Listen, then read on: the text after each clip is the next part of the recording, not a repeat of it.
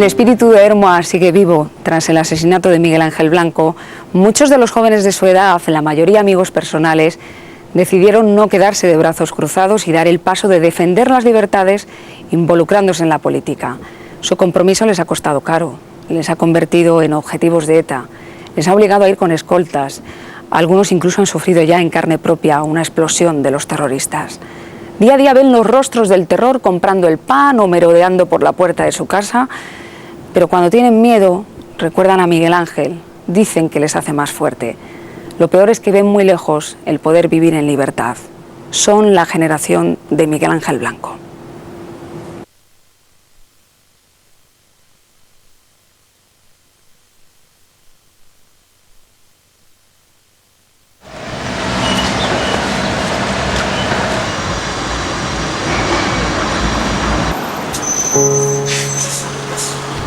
Hay cosas que no se borran de la memoria, ¿no?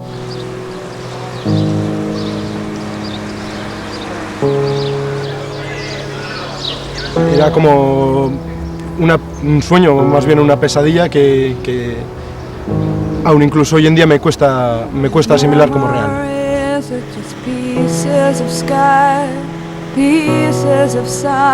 Yo era muy joven, tenía apenas 18 años y quizá lo que más me impresionó de todo aquello fue ver a gente llorar, ¿no? Ver llorar por alguien a quien no conocía.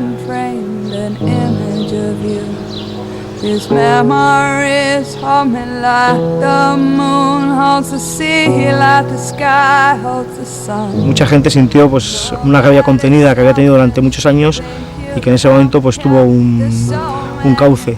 Aquellos días marcaron un antes y un después en la lucha por las libertades y en la concienciación de la sociedad. Sin ninguna duda yo creo que hay toda una generación, al menos en el Partido Popular, que se implica en política tras el asesinato de Miguel Ángel.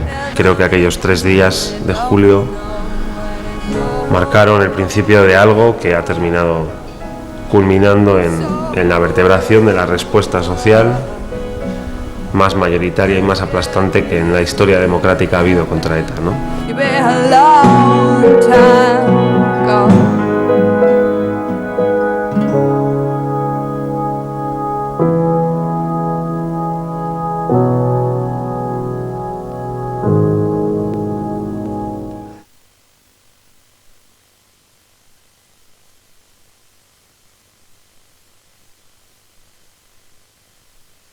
Esta es la fotografía de Miguel Ángel Blanco Garrido, el concejal del Partido Popular secuestrado por ETA ayer en Hermoa. Centenares de agentes de la Ertzaintza, la Policía Nacional y la Guardia Civil están interviniendo desde primeras horas de la mañana en una extensa operación de búsqueda del concejal del Partido Popular.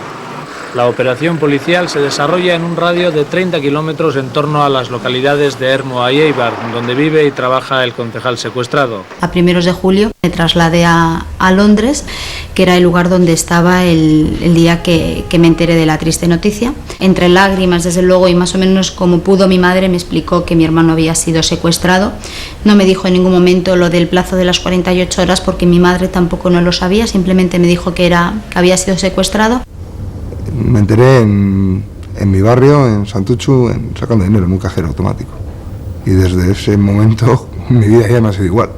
Y recuerdo que estaba en una zona de los alrededores de Amurri, donde mi padre tenía 2 caballos, estaba viéndolos, y él se acercó bastante agitado, además acompañado por los 2 escoltas que ya tenía entonces mi padre, a comunicarme que habían secuestrado a un concejal del Partido Popular en Hermoa. Era la primera vez que venía con mis amigos a las fiestas de San Fermín, que yo soy de un pueblo que se llama Buñuel y está a 120 kilómetros de Pamplona, y cuando cumplimos la mayoría de edad, lo primero es ir a las fiestas de San Fermín, ¿no? Yo me enteré en Fuenterrabía, estábamos precisamente preparando una escuela de verano de nuevas generaciones a la que iba a venir Miguel Ángel. En ese momento nos avisaron por la tarde que habían secuestrado a un concejal del Partido Popular en Hermoa. Hubo confusión sobre quién era y ya nos fueron confirmando que era él, y además nos dijeron que le habían secuestrado con un plazo de 48 horas en el que si no acercaban los presos le iban a asesinar. Pues enseguida, en cuanto me di cuenta de que ellos habían puesto el condicionamiento del acercamiento de los presos, pensé, para mí es una ejecución.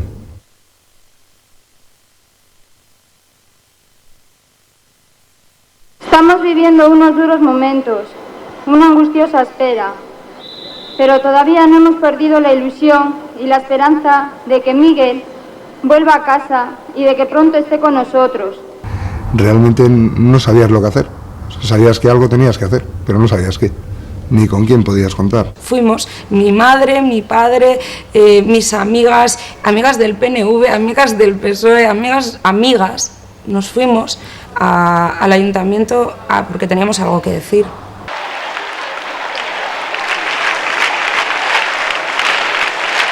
Se hicieron las concentraciones espontáneas porque realmente no lo montó nadie, la gente tenía ganas de hacer algo. Yo el recuerdo que tengo en donde estuve, ¿no? Allí fue de un montón de gente saliendo a la calle de todas partes y organizándose de manera totalmente espontánea, ¿no?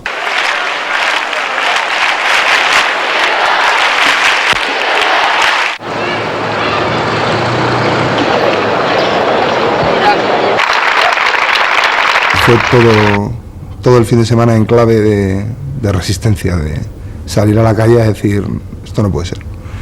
Y lo que recuerdo nítidamente es que en la calle estábamos todos. Eso sí que lo recuerdo como si fuera...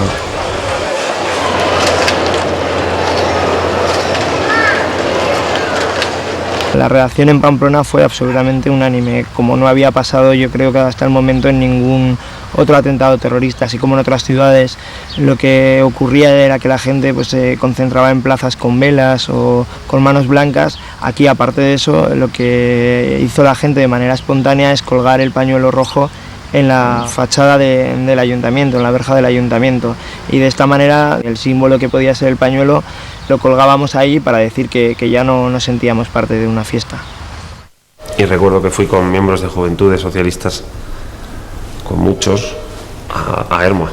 Estuvimos toda la noche, que fue una noche muy larga y... Muy familiar, yo siempre lo digo, ¿no? Allí todos los que estábamos en la plaza, no era que estuvieran los padres y la hermana o la novia de Miguel Ángel Blanco, ¿no? Todos los que estaban allí presentes eran padres, eran hermanos, ¿no? Y una noche que afortunadamente todavía se sigue repitiendo en las calles de Ermua.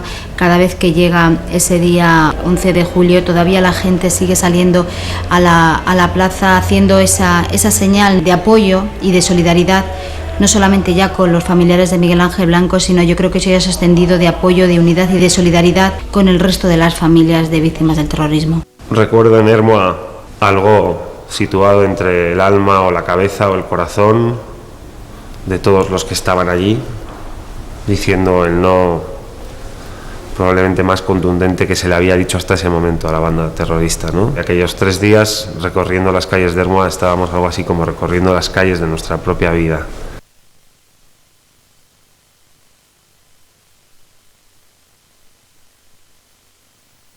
Mi hermano era licenciado por la Universidad de Sarrico en empresariales, aparte de trabajar en una asesoría en Eibar, tocaba la batería en un grupo, era músico, era una de sus mayores aficiones. Recuerdo desde pequeñita, vamos, cogerle las ollas a mi madre con los tenedores en la habitación, todos los días tocando las ollas, imitando a que era una batería. Éramos un poco rebeldes, digamos, éramos un poco diferentes a la generalidad de la gente que está en política.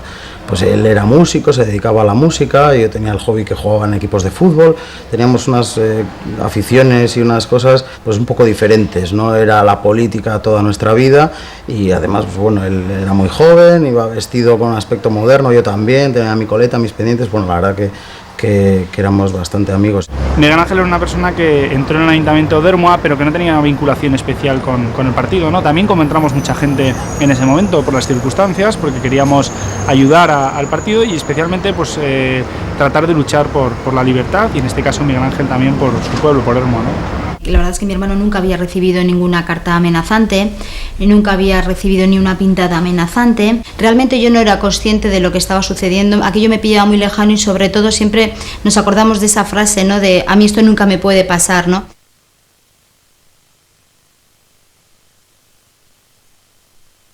Recuerdo que todo el mundo estaba pendiente de los transistores y cuando llegaron las 4 de la tarde donde se vencía aquel plazo, me acuerdo que se hizo un silencio, pues de repente, un silencio muy grande, ¿no? Lo único que teníamos en ese momento era el silencio de todas las personas, escuchando las campanas que estaban dando en todas las radios y sabiendo que se acababa de terminar el plazo y que la vida de Miguel Ángel estaba en manos de los asesinos. Yo iba en el coche, volvía a Rigorriaga, no sé por qué circunstancia, y paré en un semáforo y vi que la persona de al lado tenía las manos así en la cabeza. Y yo iba oyendo Radio 5 Todo Noticias, que era el sitio más lógico para estar al tanto. Interrumpieron la emisión para decir que había la posibilidad de que hubieran encontrado un cadáver y tal, que es posible que sea, y yo me acuerdo que decía, ¿cómo que es posible? ¿Cómo que es posible? Pero ¿cómo? Y llorando, no podía arrancar el coche. Y le miraba al de al lado, y el de al lado me miraba a mí, y llorábamos los dos, no hacíamos más que... Y estábamos en un semáforo en medio de la carretera general. Nos han confirmado que Miguel Ángel ha sido asesinado.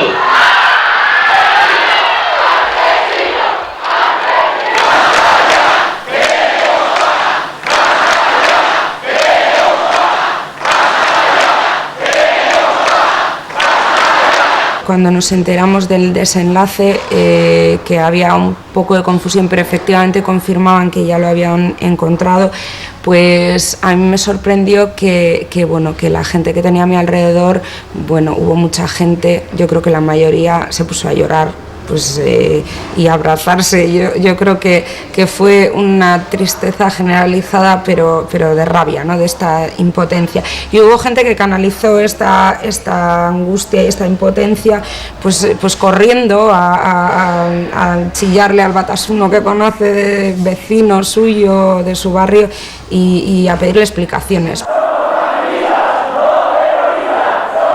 Y entramos en la parte vieja, que claro, nosotros también hacía un par de años que tampoco entrábamos, y toda esa gente, ¿no? Como diciendo, estamos reconquistando lugares en los que desde hacía tiempo, por miedo y por falta de libertad, no entrábamos.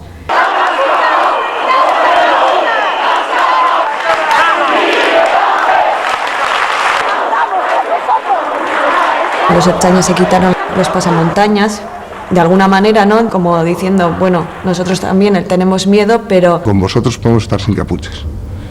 Y aquello vivido entonces era como bastante impactante. Después de cerca de una hora de diálogo, los manifestantes se disolvieron, aunque parte de la columna se dirigió al barrio de Santuchu. Rumores de que los de HB estaban en tal calle. Y claro, automáticamente la gente, aquello era una masa incontrolable, se movían para un lado, se movían para otro. El caso es que cuando acabó aquello, que algunas personas fueron a la Rico Taberna de la calle Ronda a intentar cerrarla, el alcalde Ortuondo entonces se tuvo que subir en un coche patrulla a la policía municipal a pedir a la gente calma.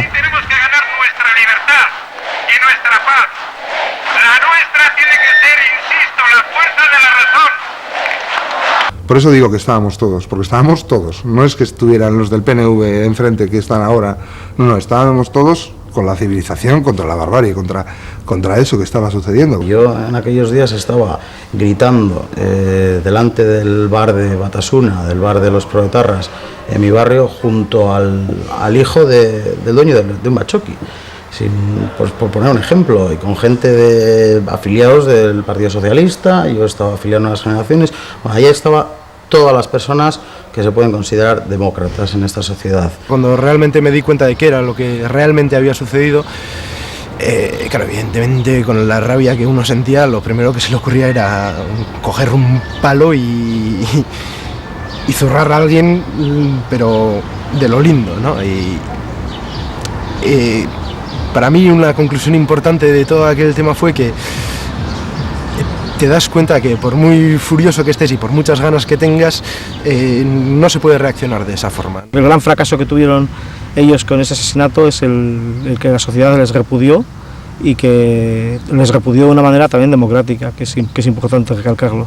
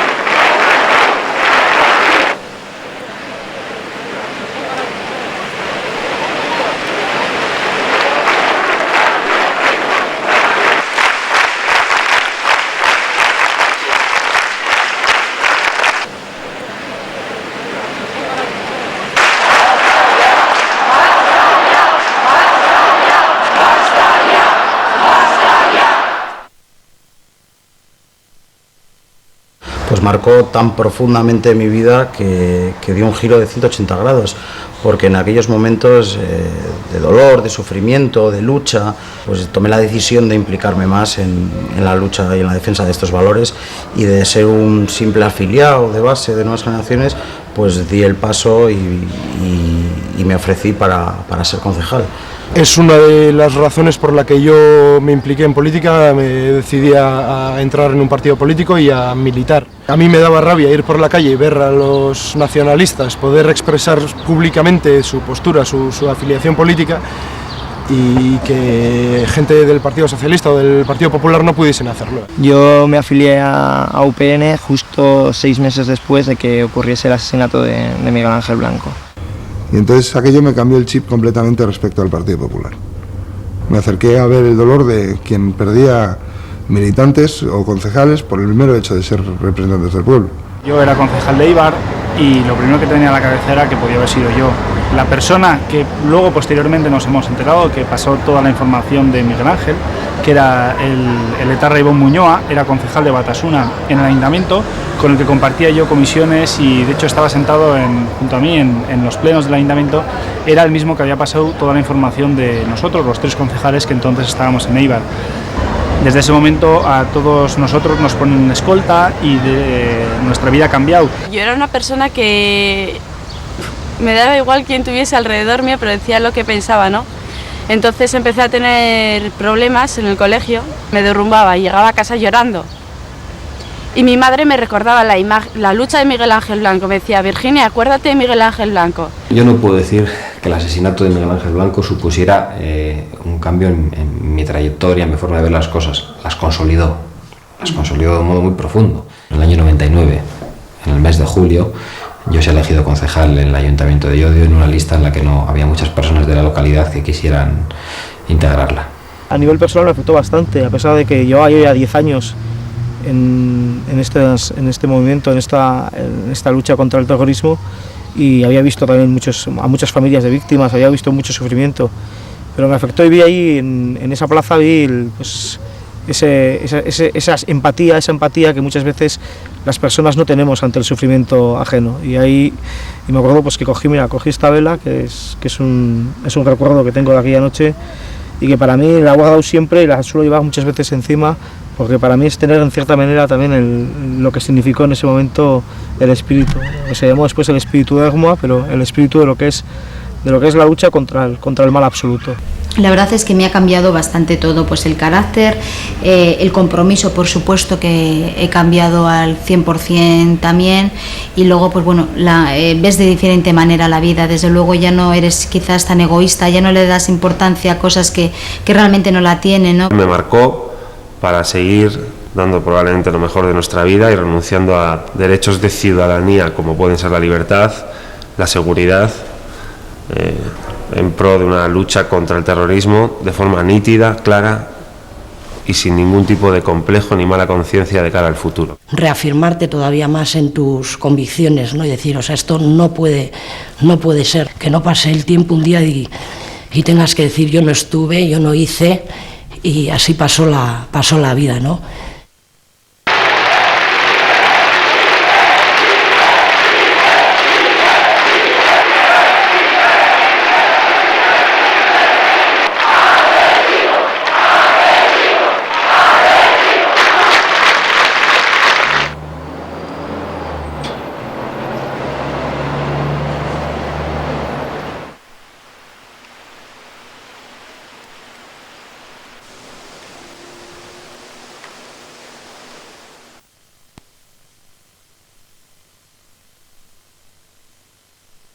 Está claro que el miedo es algo generalizado en el País Vasco en cuanto a te expones pues a denunciar públicamente lo que tú ves que no es normal, ¿no? Probablemente tenga el miedo suficiente como para saber que tengo que estar protegido y que tengo que tomar algunas medidas de seguridad, pero no tengo tanto miedo como para tomar la decisión de callarme. Más que miedo, un cierto temor a que puedas ser tú el próximo, sobre todo en momentos determinados cuando te dan información de que has tenido seguimiento de los terroristas y que habían, en mi caso incluso, llegado a tener planos de cómo poder cometer un atentado contra mí, ¿no? En ese momento es cuando realmente ves el miedo de cerca, ¿no? El miedo es la peor palabra. Yo he pasado mucho miedo. Encima he tenido circunstancias personales en las que me he visto con problemas importantes, ¿no? Los comparas con lo que ha pasado a gente a tu alrededor y no tiene nada que ver, pero el miedo lo tienes ahí, ¿no? Yo he vivido con miedo y vivo con miedo a día de hoy, ¿no? Pero está, yo creo que otra cosa muy importante, que es el afán de superación, ¿no?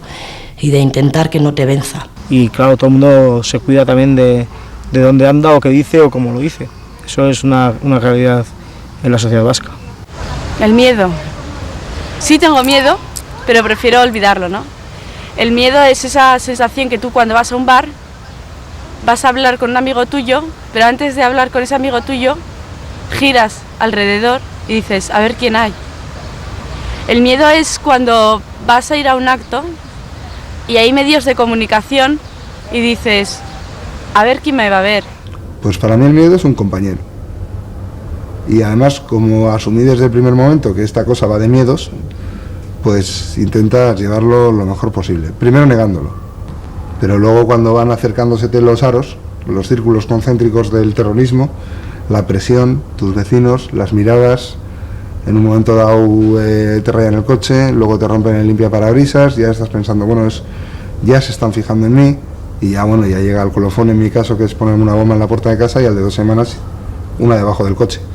El nacionalismo es la expresión de un miedo profundo a algo, algún tipo de dolor, a la soledad, el miedo a no pertenecer a algo, a no sentirte parte de algo, el miedo probablemente a la propia condición humana, ¿no? Y el miedo ha sido también un elemento derivado de la existencia del terrorismo. Estoy seguro que muchas de las indiferencias que han existido en Euskadi han existido precisamente por miedo. Yo me he tratado de rebelar contra él. Creo que ha habido un tiempo en el que una serie de gente se ha levantado contra el miedo mientras se levantaba contra el terrorismo. Y se ha levantado también contra el olvido y se ha levantado también contra el silencio, que han sido los enemigos o casi los 4 jinetes del apocalipsis terrorista que algunos han querido plantearnos, ¿no?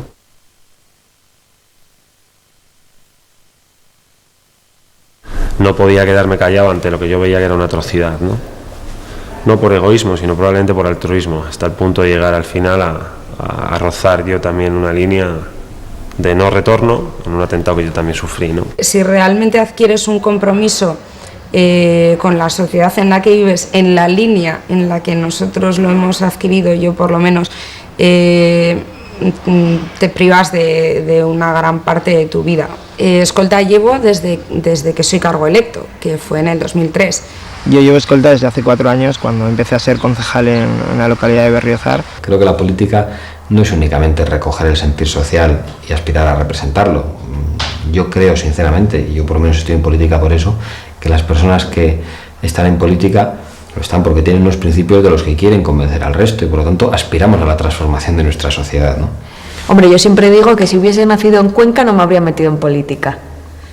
Y aquí me metí por las circunstancias, ¿no? Y luego en el 99 di un paso más y me metí de concejal y de momento aquí seguimos. Y aquí seguiremos, claro. Está viviendo una sociedad en la que hay un grupo de gente que mata a quienes opinan distinto a ellos.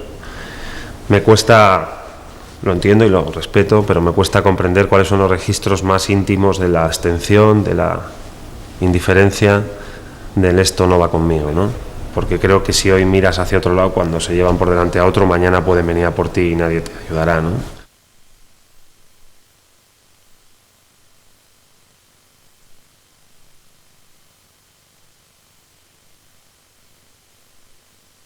El hecho de tener al asesino que tuvo secuestrado a tu hermano y que realmente mató a tu hermano, eso desde luego es muy fuerte, y en ese momento tienes un cúmulo de sentimientos, pero sobre todo de rabia y de odio, ¿no?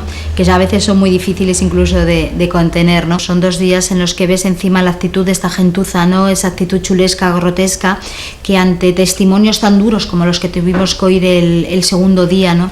Que era como relata el forense, ¿no? Que terminan con la vida de mi hermano, ver la sonrisa de alegría de ellos y la indiferencia de lo que estaban contando allí, como que no iba con ellos, que iba con otra parte de los que estábamos allí, eso desde luego es tremendo porque estoy convencida, vamos, que ese es el sentimiento que tenemos de las víctimas, que en ese momento nos vuelven a matar.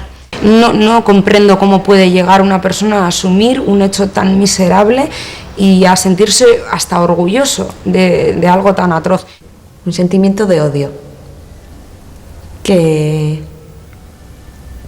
Y luego un sentimiento de rabia por haber tenido el sentimiento de odio, ¿no? A mí no me sorprendió, y menos en una persona como García Gaztelu y como Irancho Gallástegui. Yo creo que ellos, su única defensa posible ante ellos mismos es tener que negar el daño causado. Tienen que ponerlo en un contexto, entre comillas, que ellos denominan político, de contralucha, de diferentes violencias, y ese es el discurso que se tienen que creer, si no se descubriría ante un espejo claro de lo que es un crimen y un asesinato sin más, o sea, con toda la dureza y toda la crueldad, y eso es muy difícil que una persona lo admita. Yo creo que realmente el problema que tenemos es que el mundo de ETA, y cuando me refiero al mundo de ETA me refiero a todo su entorno social, no ha interiorizado de que el terrorismo debe acabar, no ha interiorizado de que esas no son maneras ni formas de hacer praxis política.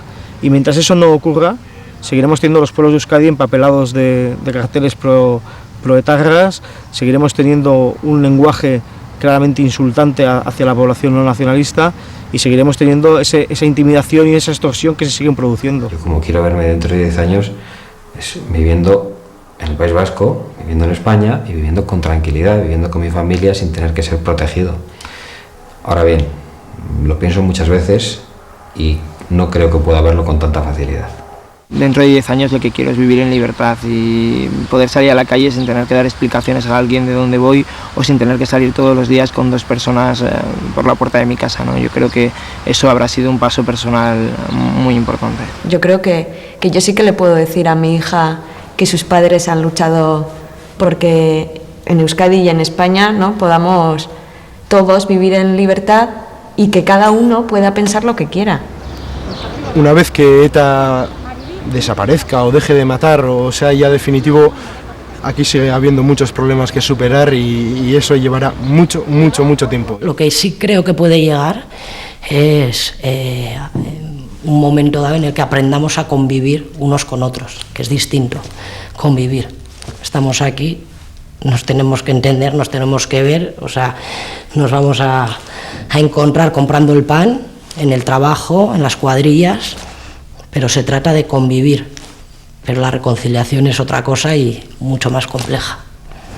Y el arrepentimiento va a venir, pero va a venir muchísimos años más tarde.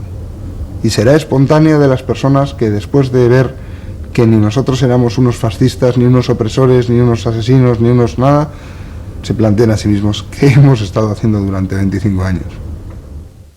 Existen patrias de tiempo, ¿no?, espacios de tiempo a los que pertenecemos y que nos definen más como personas que la tierra en la que vivimos, que la ciudad o la nacionalidad identitaria que tengamos o la identidad nacional, ¿no? Y creo que en este sentido algo de eso sucede. Hay una época, una patria de tiempo a la que mucha gente pertenece y que tuvo una de sus principales capitales en aquellos días de Ermua, ¿no?, una capitalidad antifascista que define a un tiempo que es una patria para mucha gente.